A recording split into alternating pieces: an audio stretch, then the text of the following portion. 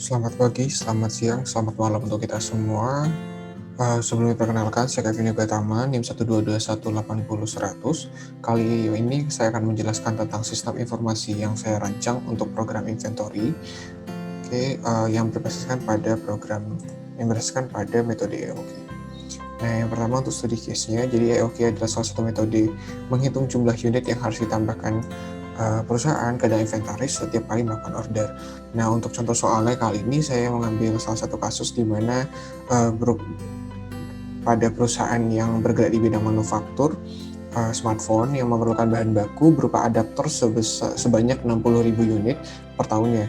Biaya pemesanan untuk mendapatkan adaptor tersebut adalah sebesar Rp200 per order, sedangkan biaya penyimpanannya adalah Rp0,5 per unit dalam setahun.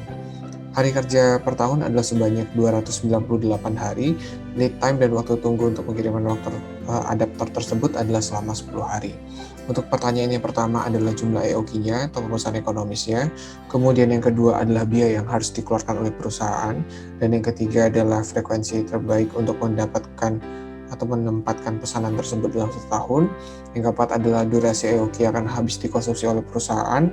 Dan yang kelima adalah titik pemesanan kembali dari atau reorder point. Dan yang terakhir adalah bagian persediaan perusahaan pada adaptor tersebut. Namun yang kali ini yang akan dimasukkan dalam program hanya nomor 1 hingga nomor 5 saja. Yang pertama adalah untuk EOQ, dapat kita lihat dalam perumusannya di mana akar dari 2 dikalikan S-nya dikalikan D dibagikan dengan H. Jadi di mana tadi 2 dikalikan 200 dikali 60.000 dibagi 0,5, kemudian diakarkan didapatkan EOQ-nya dibulatkan menjadi 6.928 unit. Untuk total biayanya dapat kita lihat perhitungannya dan didapatkan total cost-nya adalah 3.464. Untuk frekuensinya didapatkan dengan tadi permintaannya dibagi dengan jumlah pesanan ekonomi order quantity-nya tadi, sehingga didapatkan frekuensi pemesanannya 8,66 dan dibulatkan menjadi 9 kali. Dan untuk durasi EOQ-nya itu tadi jumlah kerja dalam 1 tahun dibagikan dengan frekuensinya, kemudian didapatkanlah 33 hari. Untuk reorder point-nya didapatkan dengan lead time dikalikan dengan permintaan dalam 1 tahun dibagikan dengan hari kerja dalam setahun. Jadi 10 dikalikan 60.000 dikalikan 298. Nah, diperoleh reorder point-nya adalah 2013. Nah, berikut adalah grafik EOQ-nya bisa kita lihat. Kemudian untuk dev dan flowchart-nya, untuk dev level 1-nya kita membuat menjadi 2 users, ada admin dan staff gudang. Kemudian untuk prosesnya ada 2, untuk proses login dan proses pendataan barang. Kemudian untuk data store yang digunakan ada data login dan data barang. Nah, kemudian di sini bisa kita lihat dalam prosesnya, untuk proses login, staf gudang dan admin itu memberikan data masing-masing, kemudian akan dikonfirmasi login oleh proses login itu sendiri melalui data store itu data login. Kemudian untuk proses pendataan barang, nanti dari admin akan meminta data persediaan barang, kemudian dari staf gudang akan memproses, kemudian jika ada data baru, maka diupdate persediaan barang, misalkan inputan data barang baru, atau misalkan ada pengurangan atau data barang yang sudah digunakan sehingga yang di inventory berkurang, maka akan diupdate terlebih dahulu di staf gudang. Kemudian baru akan dikirimkan dan bisa diperoleh pada proses pendataan barang dari data store data barang bisa diperoleh data persediaan barang sehingga admin dapat memperoleh kebutuhannya.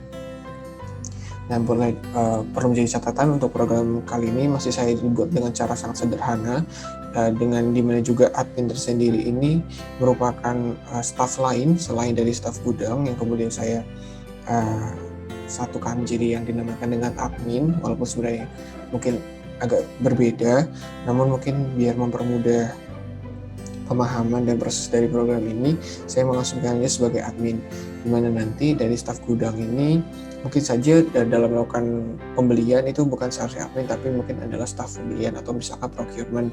Nah, nanti juga mungkin ada berbagai staf lain, tapi mungkin secara sederhana saya asumsikan terlebih dahulu sebagai admin. Nah, mungkin untuk di FD level 2-nya dapat kita lihat di sini ada dua proses, ada proses pengadaan barang dan juga proses penganalisan dengan EOQ. Di mana nanti staf gudang apabila membutuhkan kebutuhan barang baru dan diperlukan pembelian, maka bisa terlebih dahulu dilakukan analisis oleh admin. Nanti staf gudang akan memberikan seluruh kebutuhan data barang baru, mungkin mulai dari biaya persediaan, biaya penyimpanannya, kemudian kodenya dan semacamnya untuk nanti diolah oleh admin dan didapatkan proses dan perhitungan menggunakan analisis EOQ. Kemudian apabila hasil analisis EOQ dapat diterima, maka admin akan melakukan penjadwalan ataupun pengadaan dari barang baru tersebut. Kemudian apabila pengadaan barang baru tersebut sudah berhasil dan sudah datang, maka akan dimasukkan pada proses pengadaan barang. Nanti akan dimasukkan ke dalam input persediaan, data input persediaan, dan kemudian akan diupdate datanya oleh staf gudang sehingga nanti data daftar barang terbaru itu dapat terupdate dengan baik sehingga dapat digunakan oleh staf-staf dari departemen lainnya. Kemudian untuk flowchart-nya dapat kita lihat untuk flowchart admin itu mulai, kemudian input data untuk loginnya, kemudian melakukan login, kemudian mengecek apakah data persediaan barang ada atau data persediaan barang. Kemudian apabila ada kebutuhan dari staf gudang tadi, maka akan dilakukan analisis EOQ dan kemudian melakukan pengadaan barang. Dan pada outputnya akan memberikan data barang terbaru. Nah, apabila tidak ada data barang baru, maka langsung diselesaikan. Kemudian di sini untuk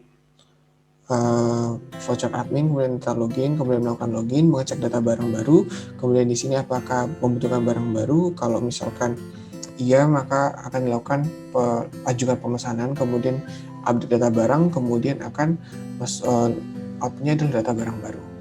Kemudian untuk review programnya akan saya mulai.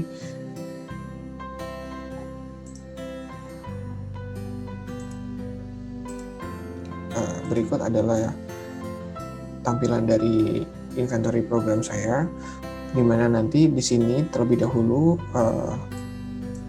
staff itu harus terlebih dahulu mengisi login. Jadi di sini saya menggunakan jabatan, nama staff dan jabatan, kemudian menggunakan password, kemudian dipilih jabatannya. Kali ini mungkin adalah staf gudang, di mana nanti di sini dia bisa melakukan input data barang baru ataupun menambah pembelanjaan dari barang yang udah ada. Saya asumsikan misalkan dia di sini melakukan penginputan data barang baru. Misalkan di sini new, di mana nanti nama barangnya mungkin yang baru adalah penggaris. Nah, dengan harga misalkan 2000, kemudian stok unitnya adalah 100. Kemudian di sini dapat dilakukan penambahan data. Nah, kemudian apabila nanti ada kesalahan, rupanya penggaris tersebut ingin ada pengurangan harga, maka di sini bisa dilakukan perubahan jadi 1.500. Kemudian diedit, data akan berubah jadi 1.500. Kemudian apabila ada pembelanjaan dan ada pencatatan pembelanjaan, maka di sini bisa dilakukan input data barang baru, misalkan new, kemudian data barang baru, misalkan tadi ada pembelian penggaris, kemudian harga 1.500 stok unit, misalkan ada pembelian barang baru bisa sebanyak 60 unit. Kemudian ini di add untuk sebagai catatan pembelanjaan dan di update untuk update stoknya di daftar barang. Nah, bisa melakukan hal yang sama dengan cara pengeditan, kemudian juga bisa melakukan delete apabila data tersebut tidak dibutuhkan. Kemudian kita bisa lihat data barangnya, kemudian ini bertambah dari tadi 100 ditambah 60 pembelian jadinya 160. Seperti itu untuk kegunaannya. Kemudian untuk analisisnya saya masukkan atas nama Yoga. Kita mencoba analisisnya untuk login di analisis dengan data yang telah kita gunakan, data studi kasus tadi, dimana tadi biaya pesannya adalah 20.000, kemudian untuk besar permintaannya 60.000. Maaf, tadi biaya pesannya kita peroleh tadi untuk memastikan adalah 200 ya, 200. Kemudian biaya simpannya adalah 0,05 dalam rupiah, lead time-nya 10. Nah, maka di sini dilakukan terlebih dahulu proses perhitungan. Dapat kita lihat kuantitinya 6928, biayanya 3464, frekuensinya 9, durasi habis 33, dari order depannya 2013. Dan ini menunjukkan hasilnya sama dengan sistem ini, maka perhitungan bisa dengan program ini perhitungannya dapat dikatakan sesuai dengan perhitungan manual. Kemudian ini bisa dijadikan catatan ataupun kita simpan dalam database. Nah, akan masuk seperti ini. Mungkin itu aja sekian program yang telah saya rancang. Kurang lebihnya saya mohon maaf. Selamat pagi, selamat siang, selamat malam. Semoga ilmu yang saya berikan atau program yang saya rancang ini dapat berguna bagi kita semua. Terima kasih.